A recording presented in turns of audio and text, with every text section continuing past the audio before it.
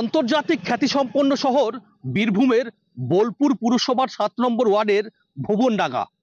এই ভুবনডাঙ্গা যে পাড়া, সেই পাড়ায় বিশ্বভারতীর 4টি বড় বড় বাঁধ অর্থাৎ জলাশয় রয়েছে।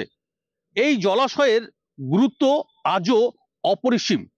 এই জলাশয়গুলি মহর্ষি দেবেন্দ্রনাথ ঠাকুরকে দান করেছিলেন রায়পুরের জমিদার ভুবন মোহন সিংহ। এই জলাশয়ের অর্থাৎ বাঁধের নাম হচ্ছে সুখসাগর বাঁধ, যেটা স্থানীয় বাসিন্দা বা শান্তিনিকেতনের মানুষজনদের অভিযোগ যে দীর্ঘদিন ধরে এই বাঁধ মেরামতি করেনি বিশ্ববিদ্যালয় কর্তৃপক্ষ। খুব স্বাভাবিকভাবেই সংস্কারের অভাবে আজ কার্যত মজে গেছে, সেটা কিন্তু বলা যেতে পারে। দেখতে পাচ্ছি আমরা যে কচুরি পানা আগাছায় কিন্তু ভরে উঠেছে।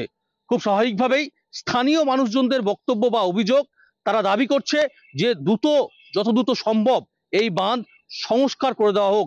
গুরুত্ব যে একটা ছিল, সমস্যা ছিল, যাই হোক, চান করা, কাপড় কাচা, ধোয়া মোচা সবকিছু মেন ব্যবহার জিনিস ছিল এটাই। কিন্তু এখন বাঁধটার এমন পজিশন হয়ে গেছে যে এর কোনো আর কিছুই নাই, মানে কিছু করাও যাবে না এটা। এবার যদি বিশ্বভারতী বা পৌরসভা কেউ কিছু করে, পরিষ্কার করে কোনো ব্যবস্থা করে, তবে খুবই ভালো। এখানে সাধারণ মানুষদের খুবই দরকার জিনিস এটা। আগাছায় ভরে রয়েছে এবং দীর্ঘদিন ধরে ভরে রয়েছে। অন্তত 5 বছর হবেই। 5 বছর, 4 বছর তো মেলাই হতে পারেনি, তো 5 বছর হবেই ভরে রয়েছে। তো এটাকে ইমিডিয়েটলি পরিষ্কার করা উচিত। কর্তৃপক্ষের সাথে আমরা কথা বলেছিলাম, তারা অবশ্য এই বিষয়ে কোনো কিছু প্রতিক্রিয়া দিতে চায়নি।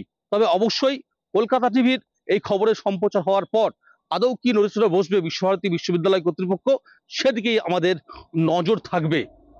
আমার শহর বোলপুর থেকে মনা বীরবংশী, কলকাতা টিভি।